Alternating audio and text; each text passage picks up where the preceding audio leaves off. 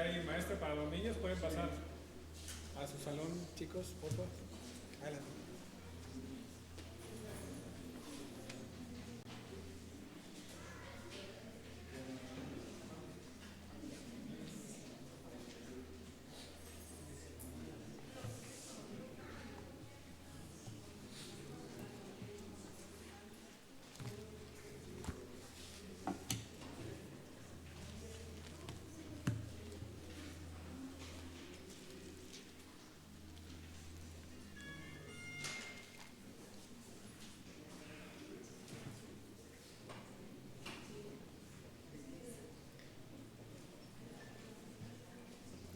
Buenos días, hermanos.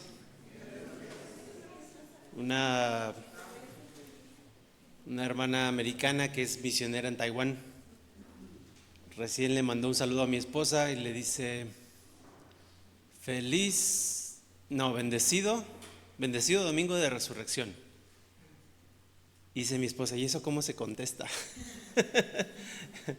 No lo escuchamos muy a menudo. Pero déjeme saludarle en esta mañana así: bendecido domingo de resurrección. Y estamos aquí porque Él resucitó, hermanos, ¿no es así? El apóstol Pablo dice que si el Señor no hubiera resucitado, vana sería nuestra fe, ¿no? Si lo pensamos detenidamente, no tendría ningún sentido que usted y yo estuviéramos aquí en esta mañana o en cualquier otro domingo si el Señor no hubiera resucitado. Por lo tanto, podemos decir que este día celebramos el acontecimiento más importante para la fe cristiana, la resurrección de nuestro Señor Jesucristo. Así que vamos ahí al libro de Lucas.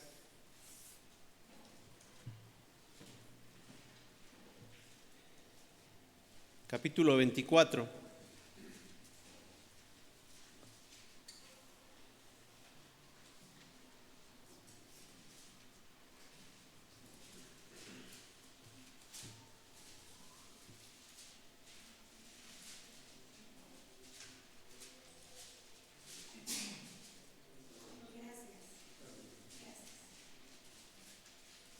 Lucas 24.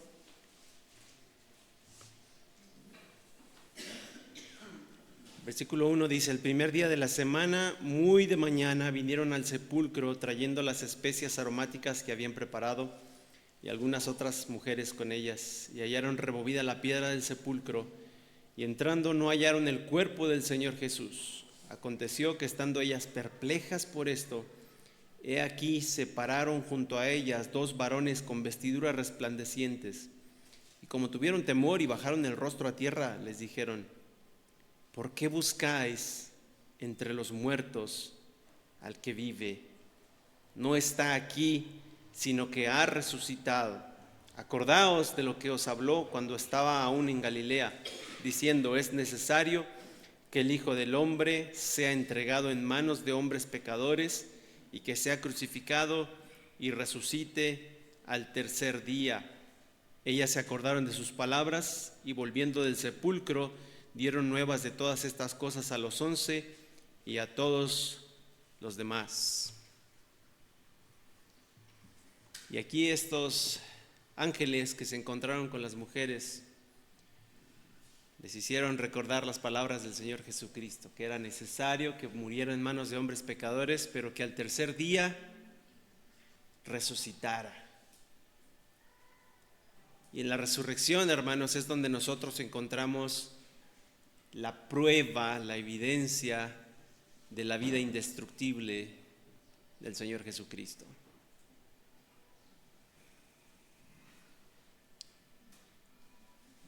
Hubo muchas razones por las cuales el Señor Jesucristo resucitó. Una de esas razones, uno de sus propósitos era evidencial, demostrar a todo el mundo quién era Él realmente, demostrar a toda la humanidad que Él era no solamente el Mesías prometido para el pueblo de Israel, sino el Salvador del mundo. Como lo vimos en los días pasados, un Salvador capaz, un Salvador poderoso. Y haciendo un recuento de lo que fue este domingo interesante, el capítulo 24 de Lucas se dedica a hacer un recuento no solamente del domingo, sino de los 40 días que le siguieron. Y es interesante porque se nos pasa, si uno lo lee así rápidamente, se nos pasa desapercibido que en este capítulo transcurren 40 días. Son 40 días los que transcurren aquí en este capítulo 24, del versículo 1 hasta el versículo 36 más o menos. A ver, vamos a ver. Hasta el versículo 43 más o menos transcurren en el primer domingo y más o menos quizá las primeras horas del lunes siguiente, ¿sí? Pero de ahí el resto de los versículos dan cuenta de 40 días. Ahora déjeme hacerle una pregunta. Si a usted le dicen, bueno, le quedan 40 días de vida, ¿qué hace en esos 40 días? Pide un crédito.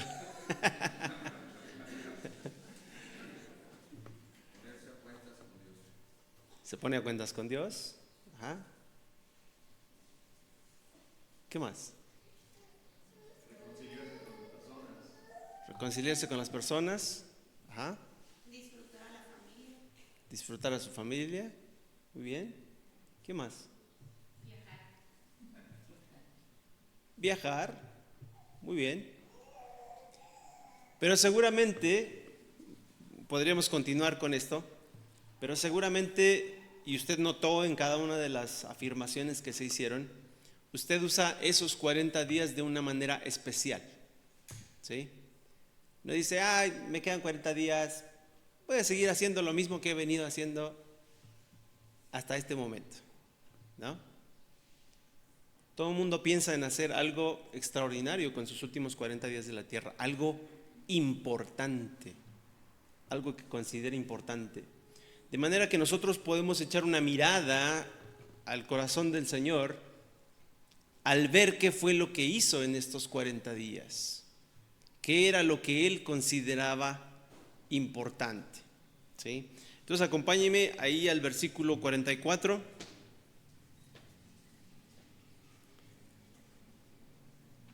Dice, y les dijo, estas son las palabras que os hablé estando aún con vosotros, que era necesario que se cumpliese todo lo que está escrito de mí en la ley de Moisés, en los profetas y en los salmos.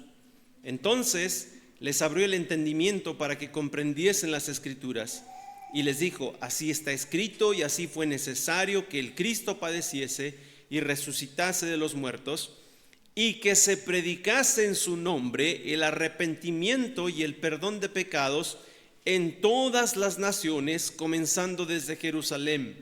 Y vosotros sois testigos de estas cosas, y he aquí yo enviaré la promesa de mi Padre sobre vosotros, pero quedaos vosotros en la ciudad de Jerusalén hasta que seáis investidos de poder desde lo alto. Fíjense en el versículo 50, dice, y los sacó fuera hasta Betania, y alzando las manos los bendijo, y aconteció que bendiciéndolos se separó de ellos y fue llevado arriba al cielo. ¿Ve? Pum, 40 días. 40 días. El Señor resucitó. Nosotros sabemos que durante 40 días, por testimonio de los apóstoles, les apareció por 40 días, mostrándoles pruebas de las cuales no pudieran dudar, y después ascendió. Pero aquí donde comenzamos a leer en el versículo 44, era apenas el lunes, era apenas el segundo día, o probablemente las últimas horas del domingo, del primer día que hubo resucitado, y cuando termina de hablar con ellos, sale afuera y asciende. ¿Se da cuenta de qué pasaron haciendo 40 días el Señor y los discípulos? ¿Alguien lo notó?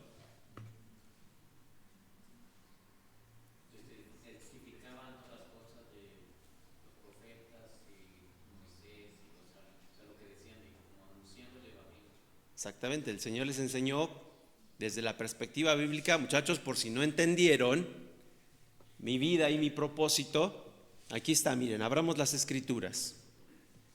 Pero seguido a eso, dijo, y era necesario que pasaran todas estas cosas, pero también es necesario que se predicase en su nombre el arrepentimiento y el perdón de pecados en todas las naciones, comenzando desde Jerusalén. Si lo piensa detenidamente, hermano, el Señor se tomó 40 días para darles a los apóstoles un curso intensivo de misiones. Les tiene que quedar bien claro que ahora su objetivo es predicar todo esto que ahora saben sobre mí.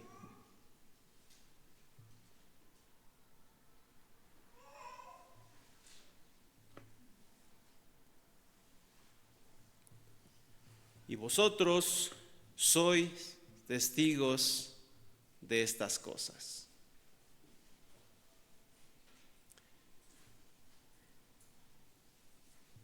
En el prólogo del siguiente libro que escribió Lucas, ¿sabe cuál es ese, no? Libro de los Hechos, Hechos capítulo 1.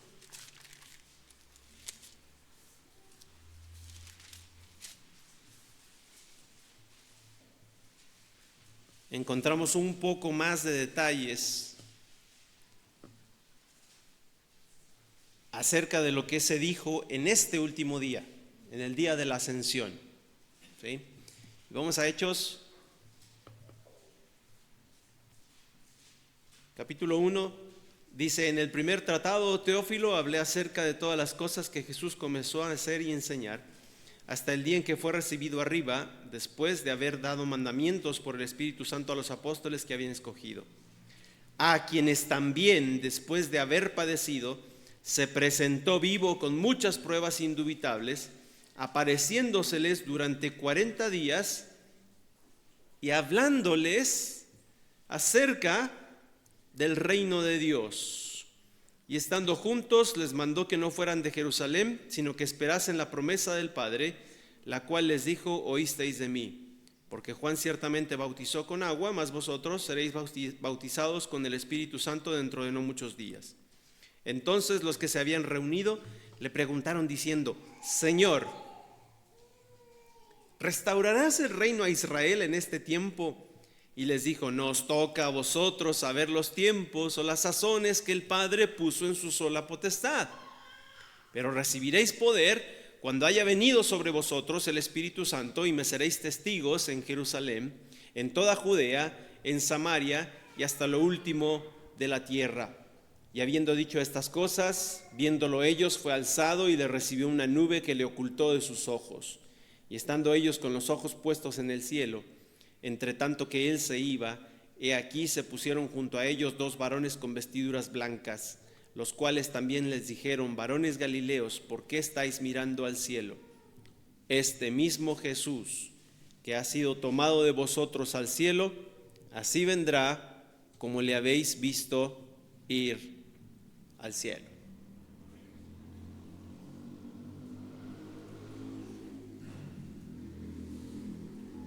Y hay una promesa muy interesante que se le hace aquí a los discípulos. Y concluíamos la enseñanza del viernes diciendo que Él nos había llamado a seguirle, a ir en pos de Él, llevando sus vituperios, pero no nos había dejado solos. Él no nos dejó solos. Nos dio no solamente una promesa, sino el cumplimiento de la promesa de que mandaría al Consolador. Y con la presencia de ese Consolador, con la presencia del Espíritu Santo, vendría también un poder. Y hoy en día, hermanos, se habla mucho acerca del Espíritu Santo. Pero desafortunadamente muchas de las cosas que se dicen sobre el Espíritu Santo no son para nada correctas. De hecho, si usted va a una librería cristiana hoy en día y usted busca todos los títulos que tengan que ver con el Espíritu Santo, se va a encontrar títulos muy raros, cosas muy raras acerca del Espíritu Santo, ¿no? Mire, aquí le tengo algunos. El código del Espíritu Santo, como si fuera un misterio que tenemos que descifrar con alguna clave secreta o algo así, ¿no? Cómo ver en el Espíritu Santo, ¿no? Como si fuera una especie de superpoder que te lo puedes poner así. Y ahora miro con el Espíritu Santo y ahora no. Y ahora miro con el Espíritu Santo y ahora no. Otro título, el gran poder olvidado, ¿no? Es un poder que está por ahí guardado en algún rincón polvoriento de la iglesia y hay que sacarlo de ahí.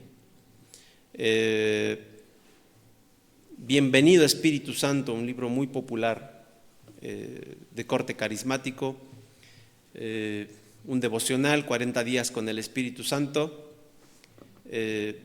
y hasta un libro de un autor argentino que se llama Gol del Espíritu Santo. Imagínense. Hay también muy buenos libros acerca del Espíritu Santo, libros que realmente podrían mejorar tu conocimiento y tu relación con el Espíritu Santo. Ahí tenemos un clásico olvidado que se titula así sencillamente El Espíritu Santo. El autor es Charles Friary, un libro excelente para entender la obra y la función del Espíritu Santo en la vida de las personas. Otro libro también de un autor impresionante, A.W. Tozer, Ser llenos del Espíritu Santo, donde realmente se estudia lo que implica la llenura del Espíritu Santo en los creyentes. Y otro libro que aclara muchas dudas acerca de todos estos movimientos o todas estas ideas carismáticas sobre el Espíritu Santo es el libro de Caos Carismático del autor John MacArthur, donde se toma una perspectiva bíblica acerca de lo que es la llenura del Espíritu Santo realmente en la vida de la iglesia. Pero queda hacernos una pregunta, hermanos: ¿por qué es que se habla tanto del Espíritu Santo en nuestros días, pero se ve tan poco el efecto de su trabajo en la iglesia? Es una pregunta interesante, ¿no?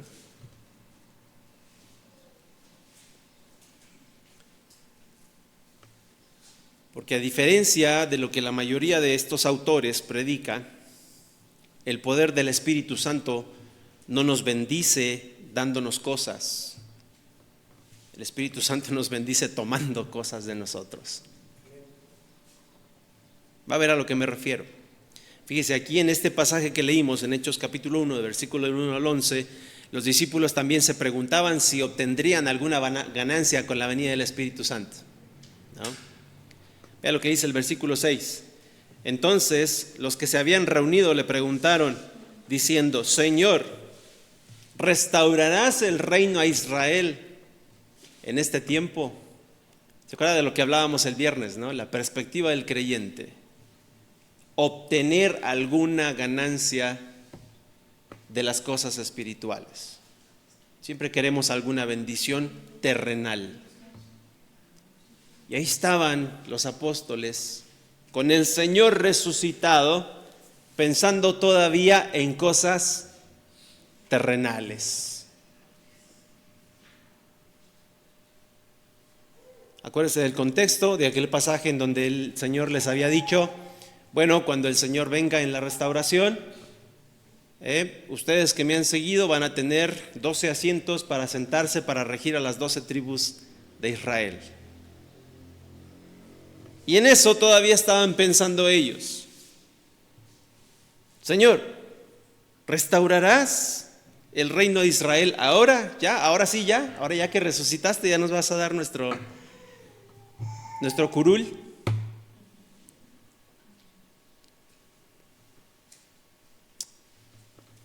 ¿Cuál fue la respuesta del Señor Jesús? La respuesta del Señor Jesús fue un rotundo no. Y les dijo: no os toca a vosotros saber los tiempos o las sazones que el Padre puso en su sola potestad.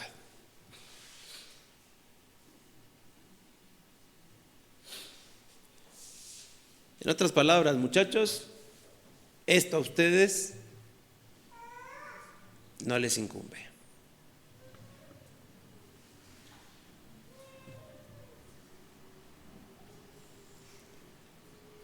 La bendición terrenal,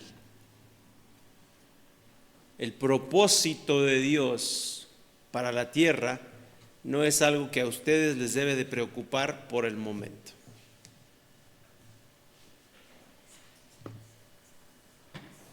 En cambio, Jesús les dijo que iban a recibir algo que era mucho más importante para el presente.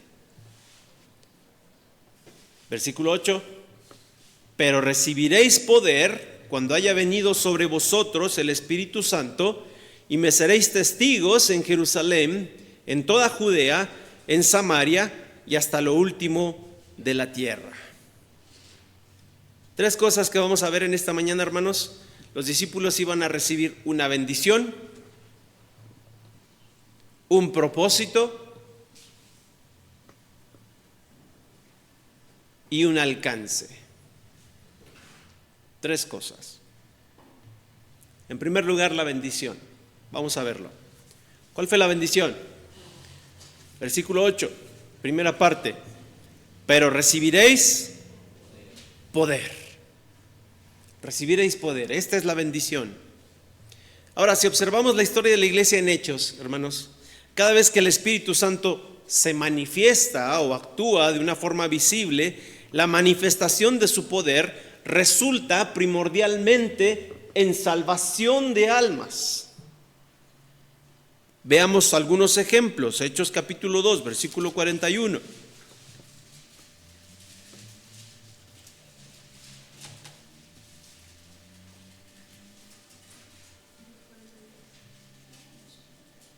Después de la manifestación del Espíritu Santo, hermanos, ahí en Pentecostés, cuando Pedro empezó a hablar este primer poderosísimo mensaje por la investidura del Espíritu Santo, esto fue lo que pasó. Dice: así que los que recibieron su palabra fueron bautizados, y se añadieron aquel día como 3,000 personas, y perseveraban en la doctrina de los apóstoles, en la comunión los unos con los otros, en el partimiento del pan y en las oraciones.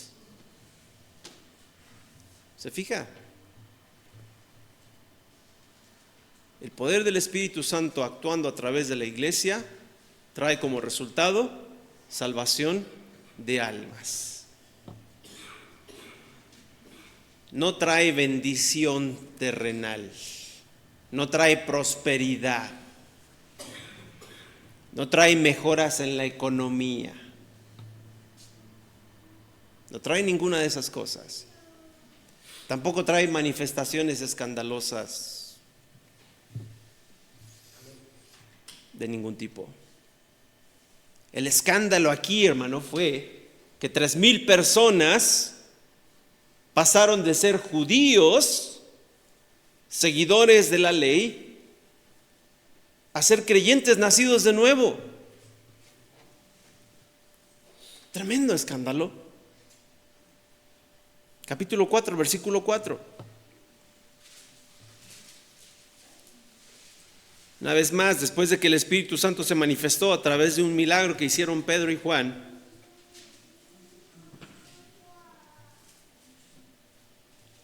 el resultado fue este. Dice: pero muchos de los que habían oído la palabra creyeron, y el número de los varones era como 5,000.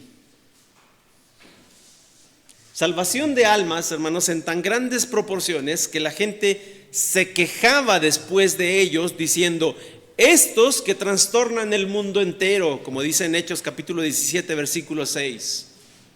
Ahí, a donde quiera que iban y que el Espíritu Santo se manifestaba a través de sus vidas, había una salvación tan grande de almas que las comunidades eran trastornadas. Imagínense nada más. Imagínense cómo cambiaría el entorno de esta zona de la ciudad si de la noche a la mañana 7,000 personas de estos alrededores se convirtieran a Cristo. ¿Qué tanto cambiaría este lugar? ¿Se imagina? Y después que permanecieran en la doctrina y en la enseñanza de los apóstoles. O sea, en las enseñanzas del Nuevo Testamento. ¿No diría la gente eso? ¿No diría, estos trastornan el mundo entero? Desgraciadamente, hermanos, hoy en día la gente no se queja ni de que podamos trastornar nuestra cuadra siquiera.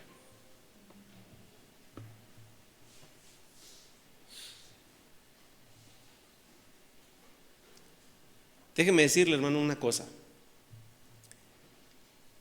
Si la iglesia no está sufriendo persecución de algún tipo, es porque no está impactando lo suficiente la comunidad en la que se encuentra.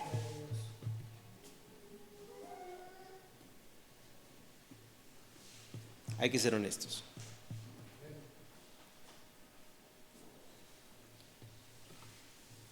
Así que, hermanos, la bendición que el Señor prometió fue esta: recibiréis poder cuando haya venido sobre vosotros el Espíritu Santo.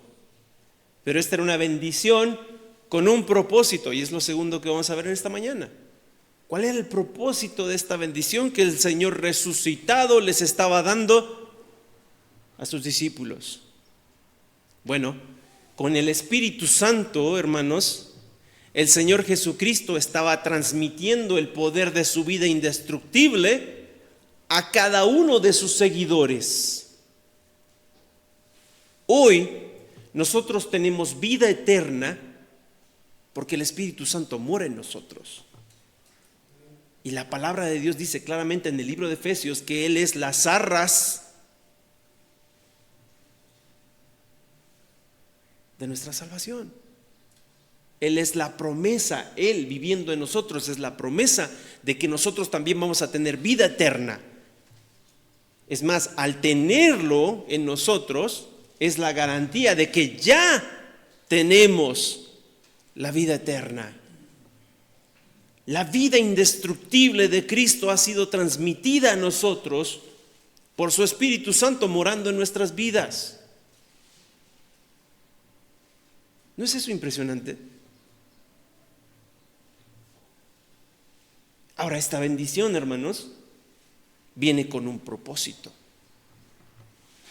Y el propósito se encuentra ahí, adelantito del versículo 8.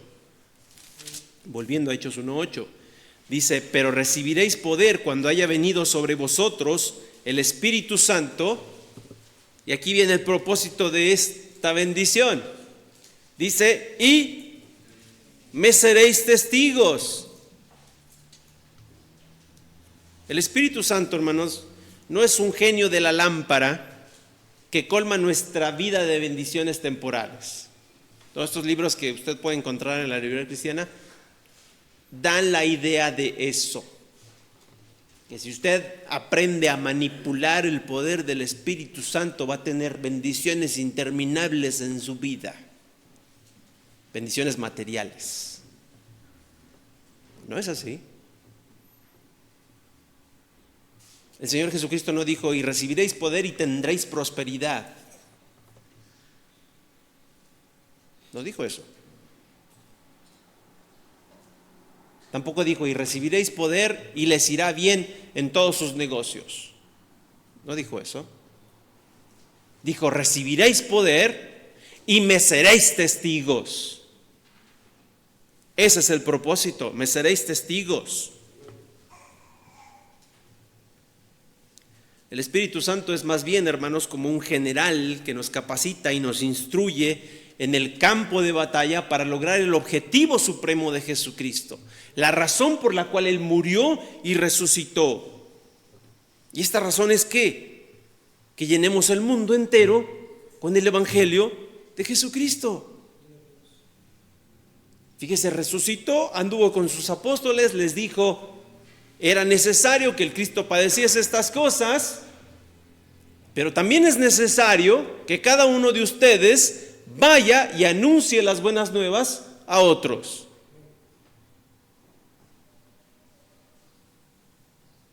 Hermanos, el propósito de la resurrección del Señor Jesucristo y de la vida del Espíritu Santo, de la venida del Espíritu Santo sobre nosotros, no es que nosotros viviéramos vidas satisfactorias, vidas cómodas.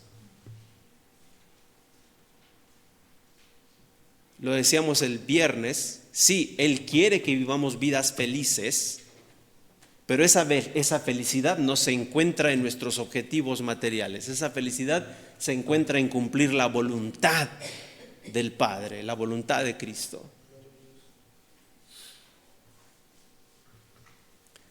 Mire, en los siguientes textos que vamos a estudiar, vamos a notar que las promesas del Espíritu Santo, la promesa del Espíritu Santo, siempre sigue al mandato de cumplir con la obra misionera, con la obra de la predicación del Evangelio. No se puede tener lo uno sin lo otro. ¿Me sigue? Vamos. Mateo capítulo 28. Fíjese, cada uno de los evangelios y Lucas y Hechos, cada uno de los evangelios reportan cuál fue la última instrucción del Señor Jesucristo antes de irse. Y esto es muy interesante. Así que comenzando con Mateo 28, versículo 18.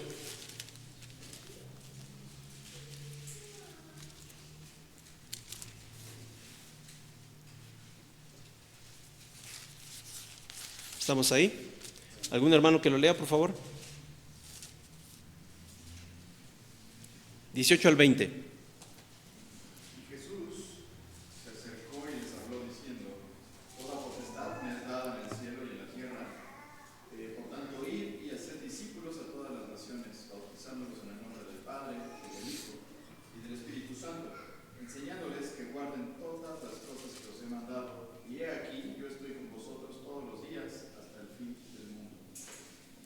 Fíjese, le dije que teníamos una promesa y un mandato en cada uno de estos pasajes, ¿verdad? ¿Puso atención a eso? ¿Cuál es la promesa en este pasaje?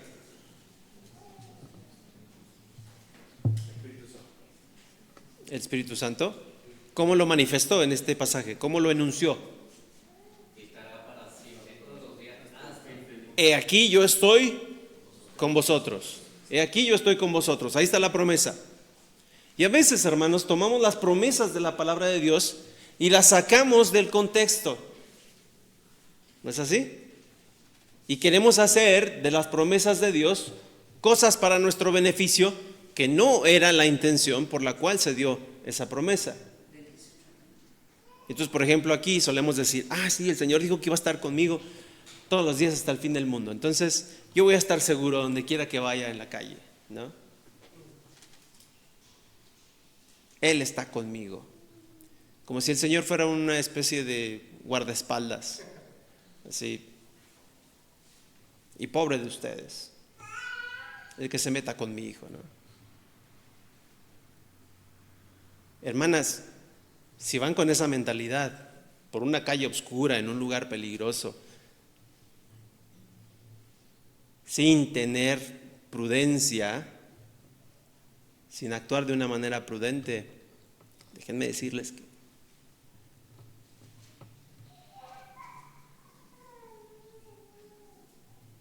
la palabra del Señor dice: no tentarás al Señor tu Dios. Estamos sacando texto fuera de contexto. Hay quien en sus automóviles pone: Jesús es mi copiloto. Y cuando salen a la autopista, la agujita empieza a subir.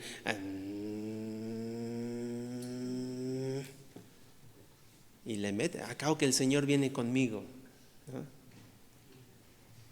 Déjeme decirle lo que una vez escuché decir a alguien más. Hermano, si el límite de velocidad es 110, a los 120 el ángel ya se bajó, O sea, nomás mire por el retrovisor y va a ver a su ángel guardián diciéndole: allá nos vemos. Y si el Señor estuviera con usted como su copiloto y lo pudiera ver, probablemente lo que el Señor le diría: de cierto te digo que hoy estarás conmigo en el paraíso.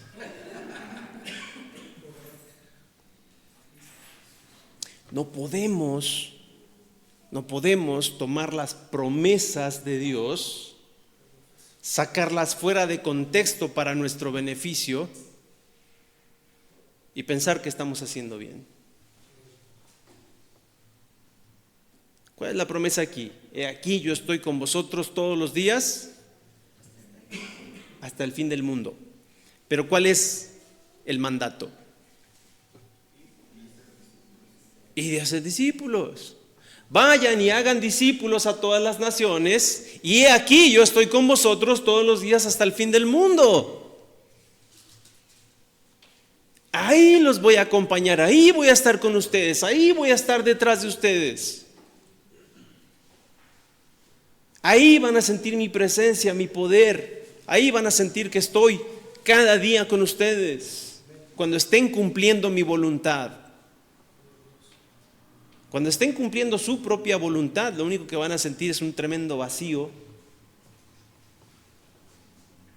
Porque no están haciendo las cosas que yo les pedí que hicieran. Ay, yo siento que la vida cristiana no tiene ningún propósito para mí.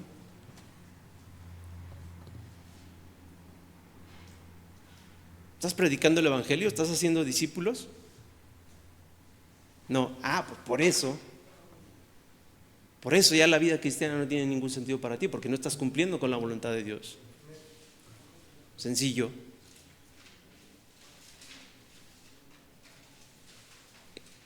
Siguiente mandato.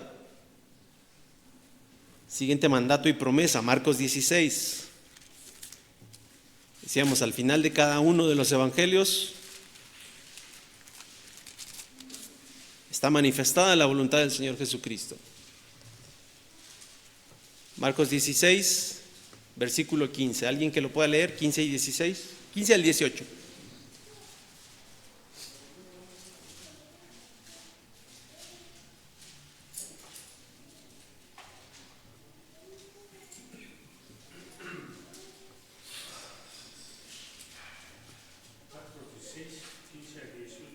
Sí. Y les dijo: id por todo el mundo y predicad el evangelio a toda criatura. El que creyere y fuere bautizado será salvo, mas el que no creyere será condenado. Y estas señales seguirán a los que creen en mi nombre: echarán fuera demonios, hablarán nuevas lenguas, tomarán en las manos serpientes, y si bebieren cosa mortífera no les hará daño. Sobre los enfermos pondrán sus manos y sanarán. Y el Señor, después que les habló, fue recibido arriba en el cielo y se sentó a la diestra de Dios. Y ellos saliendo, predicaron en todas partes, ayudándoles el Señor y confirmando la palabra con las señales que les hacían. Amén. Muy bien. Mandato y promesa. ¿Cuál es la promesa aquí?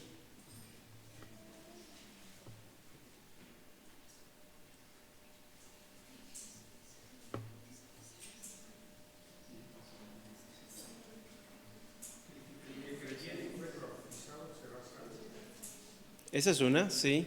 Otra. Y estas señales seguirán, versículo 17, a los que creen, ¿no? Y echarán fuera demonios, hablarán nuevas lenguas, tomarán en las manos serpientes, y si bebieren cosa mortífera no les hará daño, sobre los enfermos pondrán sus manos y sanarán. Y hermano, hay iglesias hoy en día, usted puede encontrar iglesias aquí en México y en Estados Unidos, en donde el show principal es este tipo de señales. Al extremo de que hay pastores que sacan un saco lleno de serpientes y lo vacían ahí en una cacerola frente al altar. Y citan este versículo: y tomarán en las manos serpientes, y si bebieren cosa mortífera no les hará daño. Si confías en el Señor, pasa adelante y toma unas. Sí los hay, existen. Pero ¿qué es esto? Estamos sacando el texto fuera del contexto. Porque esta promesa de tomar serpientes y beber cosas mortíferas va acompañada de un mandato. Y el mandato es este: id por todo el mundo y predicar el evangelio a toda criatura. El que creyere y fuera bautizado será salvo, mas el que no creyere será condenado. Y estas señales seguirán a los que creen. Es necesario que se cumpla el mandato primero para que se manifiesten las señales después. Este mandato de predicar el evangelio a toda criatura, a todas las naciones, no se cumple en una iglesia cerrada con serpientes frente al altar.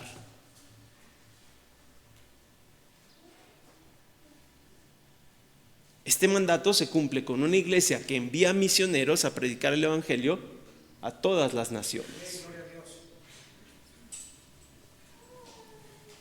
Y hay una historia extraordinaria. Cuando estábamos en el Instituto Bíblico, nos tocó recibir cartas acerca de cartas que enviaba una señora ya mayor. Y el director leía algunas de estas cartas que había recibido, algunas hace tiempo ya, de una señorita, nunca se casó, que se llamaba Sofía Müller. Y ella era misionera en la selva de Colombia, me parece, de Venezuela, ahí a un lado, en la selva de Venezuela.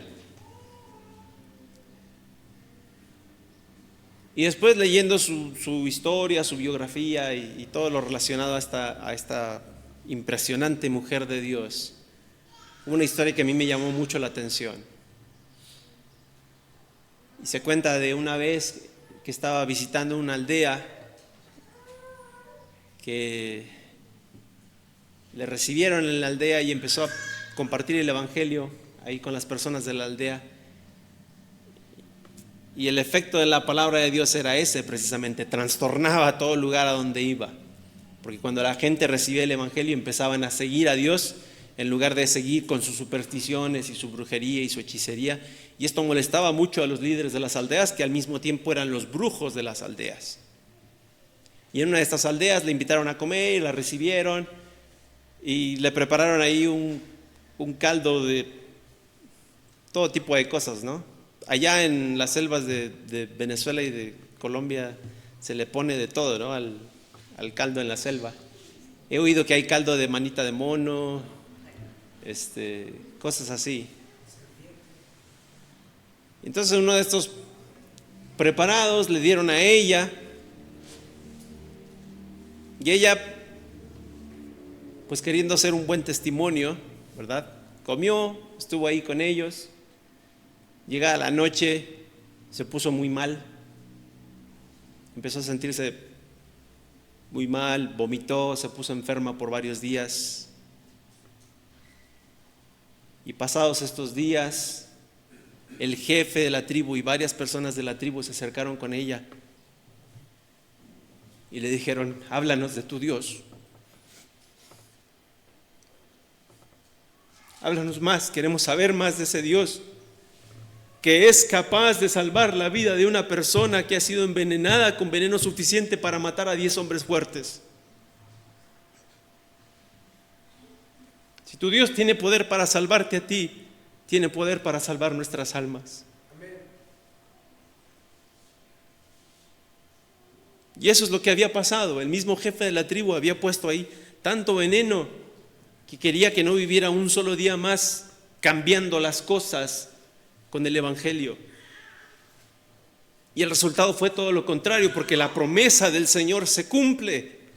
Y estas señales seguirán a los que creen: echarán fuera demonios, hablarán nuevas lenguas, tomarán en manos serpientes, y si bebieren cosa mortífera no les hará daño.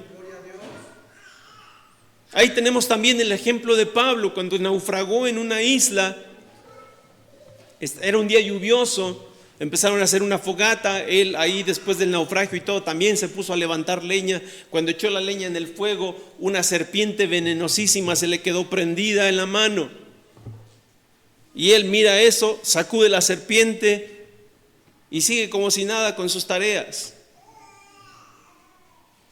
La reacción de los habitantes de la isla fue primero: este hombre está perseguido, ha de ser un asesino. Por eso los dioses lo persiguen y lo quieren matar. Pero cuando vieron que no le pasaba nada, ellos esperaban que cayera hinchado y se muriera. Cuando vieron que no pasaba nada, cambiaron de opinión y dijeron: mensajero de Dios es este hombre. Y así podemos ver, hermano, que las promesas de la palabra de Dios van ligadas al mandato. Las promesas del poder de la manifestación del Espíritu Santo van ligadas al mandato. Y esa es la razón, hermanos, por la cual en la iglesia no podemos ver el poder del Espíritu Santo, porque la iglesia no está cumpliendo el mandato. Lucas capítulo 24, versículos 47 al 49.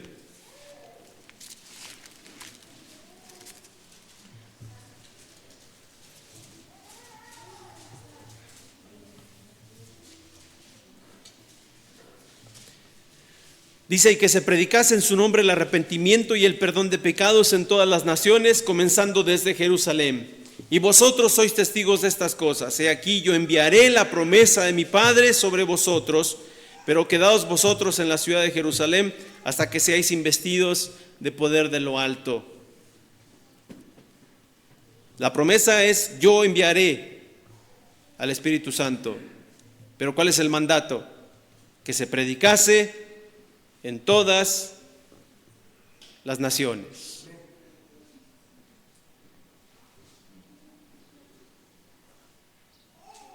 Y avanzando rápido, pasamos a Juan capítulo 20 y seguimos con promesa y mandato.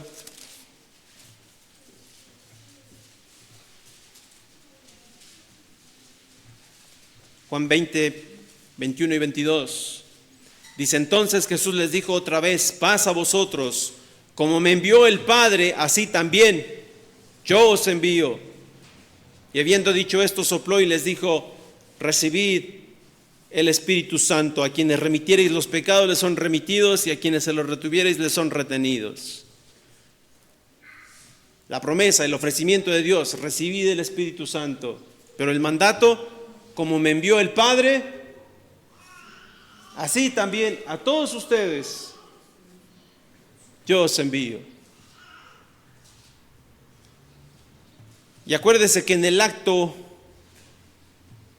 sacerdotal de intercesión de Jesucristo, al orar Él por sus discípulos, dijo: Padre, y no solamente te pido por estos, sino por todos aquellos que han de creer por la palabra de estos. Y eso nos incluye a usted y a mí. Y finalmente en Hechos 1:8, regresando al pasaje que nos concierne esta mañana, igual tenemos mandato y promesa. Recibiréis poder cuando haya venido sobre vosotros el Espíritu Santo y me seréis testigos. Así que, hermanos, el diablo sabe que la verdadera llenura del Espíritu Santo, la verdadera, no un circo que se hace hoy acerca de eso, la verdadera llenura del Espíritu Santo movilizará a la iglesia a esforzarse por la evangelización de todo el mundo. Él lo sabe. Y por eso crea confusión alrededor de la promesa del Espíritu Santo, crea confusión en el pueblo de Dios, promoviendo la búsqueda de bendición material personal. Cuando bíblicamente ser lleno del Espíritu Santo es renunciar a uno mismo para ir en pos de la tarea que el Señor Jesucristo asignó como responsabilidad suprema de la iglesia.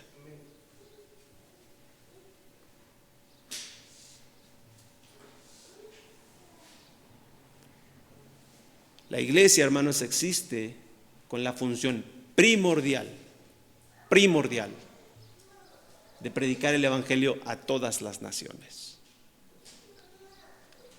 Cualquier otra tarea a la que la iglesia se dedique es subjetiva o accesoria.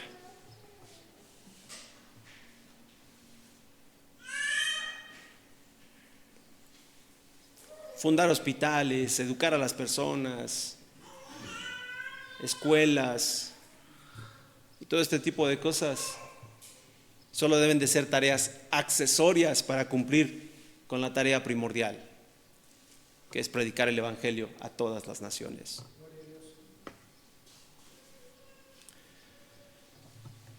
Hermanos,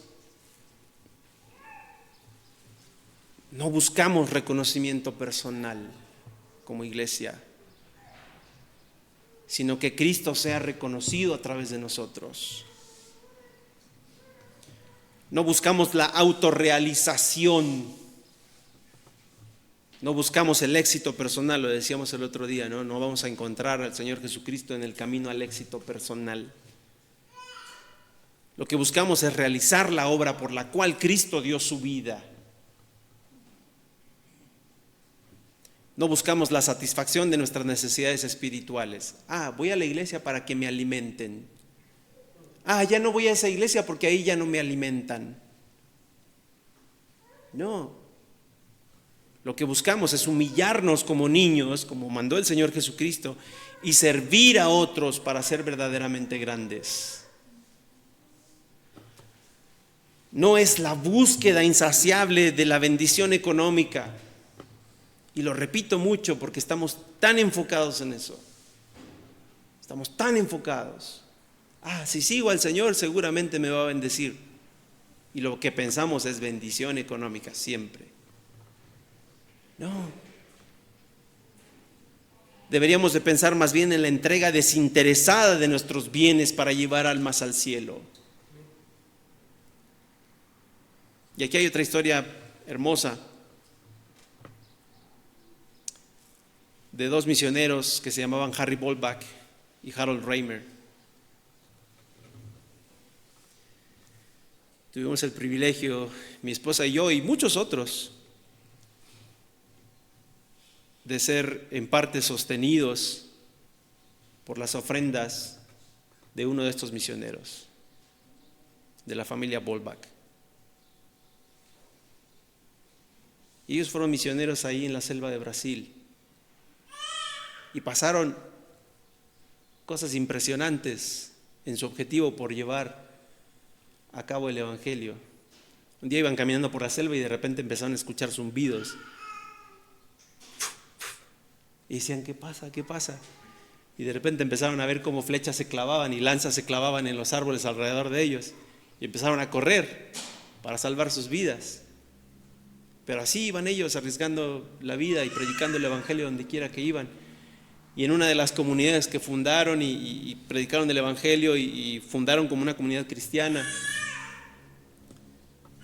después de mucho tiempo de haber fundado esta iglesia, decidieron volver a visitarlos y ver cómo estaban, ¿no? Así como Pablo en el libro de los Hechos. Y ahí Harold, cuando llegó a la aldea otra vez, le recibe uno de los ancianos de la iglesia y le dice, hermano, qué bueno que nos visitas. Dice, pero perdona que no te podamos ofrecer mucho, porque pues la verdad es que no tenemos mucha comida. La cosecha no fue muy bien este año. Y él le dice, no importa, y se acercan ahí a la choza, que es el centro comunitario, la iglesia y todo lo demás de la aldea. Y cuando entra, él mira en uno de los rincones de aquella choza varios costales de diferentes granos. Y el jefe de la aldea nota que él mira extrañado a aquel lugar. Y él le dice, Mira, no te preocupes, no te estoy mintiendo. Ese alimento que tú ves ahí, nosotros no lo tocamos. Siempre cuando sacamos las cosechas, sacamos lo mejor y sacamos las primicias y las guardamos en ese lugar, y es lo que le damos de comer a los hermanos que se van a predicar el evangelio a otras aldeas. Eso es el sustento de nuestros misioneros. Nosotros podemos privarnos del alimento, pero ellos tienen que continuar con la labor de predicar el evangelio. Hermanos, de eso se trata la vida cristiana. De eso se trata. No se trata de tener yo siempre lo que necesito.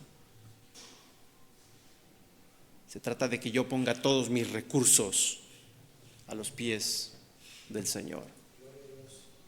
Y finalmente vemos el alcance para terminar.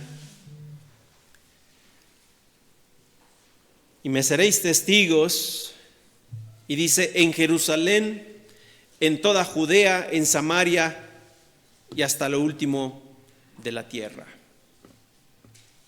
Y déjeme decirle que en esto vemos el alcance de la promesa. Una promesa con un propósito, pero esta promesa también tiene un alcance.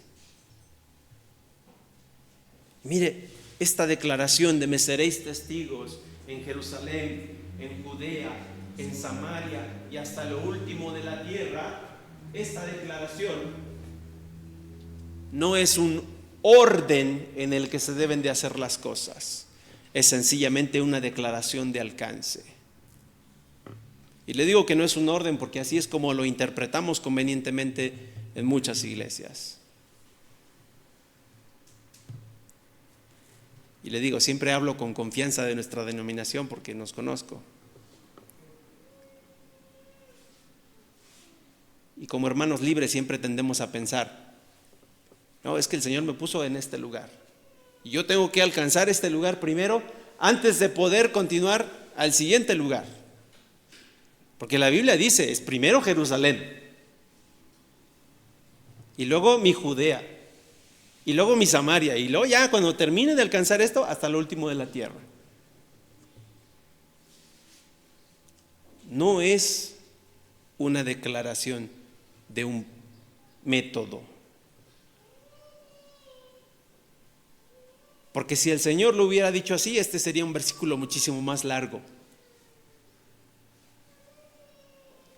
Y me seréis testigos en Jerusalén, y muchachos, no se atrevan a salir de Jerusalén hasta que no hayan terminado de alcanzar a todos ahí. Entonces ya cuando alcancen a todos en Jerusalén se pueden ir a Judea, y una vez que se vayan a Judea y alcancen toda Judea, entonces ya pueden pensar en alcanzar Samaria. No sean irresponsables, no dejen Judea sin haber alcanzado a todos ahí, y una vez que ya alcancen a Samaria, ahí ya pueden pensar en ir hasta lo último de la tierra. Qué versículo tan largote, ¿no? Pero no es así. Él sencillamente les está diciendo, y cuando reciban el poder del Espíritu Santo me van a ser testigos, y ese poder les va a alcanzar no solamente para ser testigos en donde están, sino en todos los alrededores y hasta lo último de la tierra. Esa es la declaración de alcance. Hermano, un cristiano lleno del Espíritu Santo tiene visión mundial. Su alma está llena de compasión por las almas que se pierden por todo el mundo. En especial, hermano, en especial de aquellas que nunca han escuchado el Evangelio. Romanos, capítulo 15, versículos 17 al 21. Tenemos aquí el testimonio de un hombre que estaba lleno del Espíritu Santo.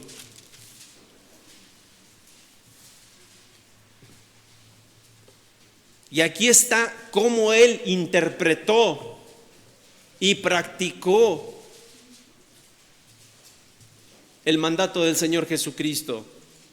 Romanos 15, 17 dice: tengo pues de qué gloriarme en Cristo Jesús en lo que a Dios se refiere, porque no osaría hablar sino de lo que Cristo ha hecho por medio de mí para la obediencia de los gentiles con la palabra y con las obras, con potencia de señales y prodigios en el poder del Espíritu de Dios, de manera que desde Jerusalén y por los alrededores hasta Ilírico, todo lo he llenado del Evangelio de Cristo. Y de esta manera me esforcé a predicar el Evangelio, no donde Cristo ya hubiese sido nombrado, para no edificar sobre fundamento ajeno, sino como está escrito: aquellos a quien nunca les fue anunciado acerca de Él verán, y los que nunca han oído de Él entenderán. La marca del cristiano lleno del Espíritu Santo es poder decir: me esforcé, me esforcé. No lo pensé o lo consideré o tenía la intención, sino a lo largo de la vida me esforcé. Hice un esfuerzo consistente, significativo, sacrificial por alcanzar a todos y no solamente a los de mi zona de confort. Me esforcé. Yo te pregunto, hermano, ¿puedes decir eso con toda sinceridad hoy en día? ¿Puedes decir con sinceridad que te has esforzado por alcanzar a todos, aún a aquellos que nunca has visto cara a cara? Que te has esforzado, que has hecho sacrificios, que has hecho cosas consistentes para que la predicación del Evangelio alcance a todo lugar. Mira, hay una cosa muy sencilla,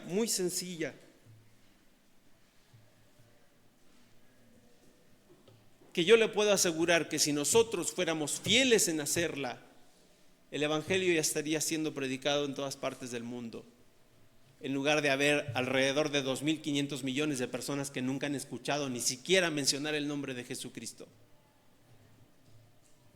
¿Sabe cuál es esa? Orar. El Señor Jesucristo dijo: rogad al Señor de la mies que envíe obreros a su mies. Y dijo: rogad, rogad. Un ruego consistente, constante. Le hago una pregunta: ¿con qué frecuencia ora usted para que Dios envíe misioneros a los lugares donde no ha sido predicado el Evangelio? ¿Ven por qué dijo diario? ¿Y los demás?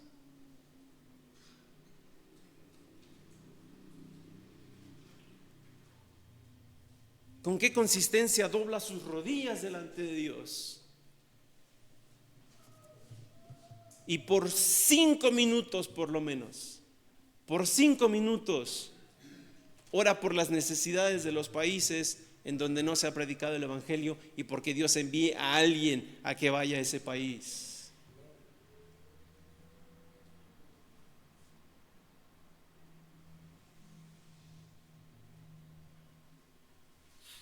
¿Sabe por qué no lo hacemos?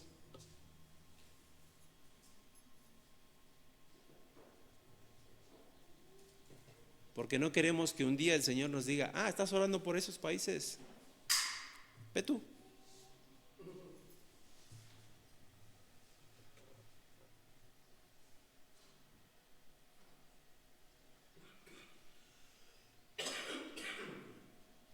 Estás orando por esos países. Sí, Señor, pero yo no puedo ir, yo tengo muchas responsabilidades aquí. ¿Tienes hijos? ¿Por qué no me los ofreces para que vayan ellos?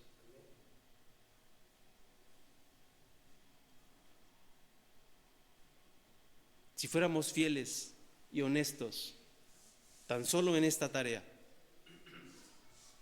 de orar consistentemente, de rogar al Señor que envíe obreros a su mies, sin descanso hasta ver que Él lo está haciendo, el poder del Espíritu Santo se manifestaría de una forma contundente en nuestras iglesias, si tan solo fuéramos fieles en eso.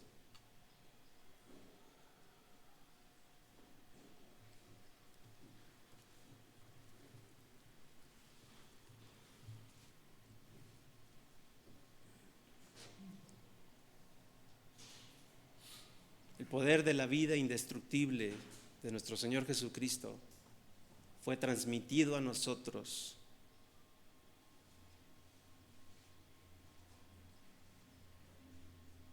con la presencia del Espíritu Santo en nuestras vidas. Solo déjeme recordarle en esta mañana que ese poder no es para su satisfacción personal, no es para su éxito personal, no es para su bendición material. Ese poder le fue dado para ir y predicar el Evangelio a todas las naciones. Ruego, hermano, que algún día, que el día que se presente ante el tribunal de Cristo, pueda decir ante el Señor con toda sinceridad: me esforcé, Señor, me esforcé por predicar el Evangelio ahí donde no había sido escuchado. Me esforcé. Y el Señor lo va a probar con fuego. Y va a ver qué fue lo que hizo usted con el poder de su vida indestructible. Dios le bendiga en esta mañana.